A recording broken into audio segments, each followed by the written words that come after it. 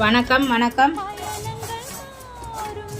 வணக்கம் வணக்கம் அமுத சுரபி அறக்கட்டளை பசியில்லா கும்பகோணம் ஆனந்தி பேசுகிறேன். இன்று பார்த்தீங்கன்னா தஞ்சாவூர் மாவட்டத்தைச் சேர்ந்த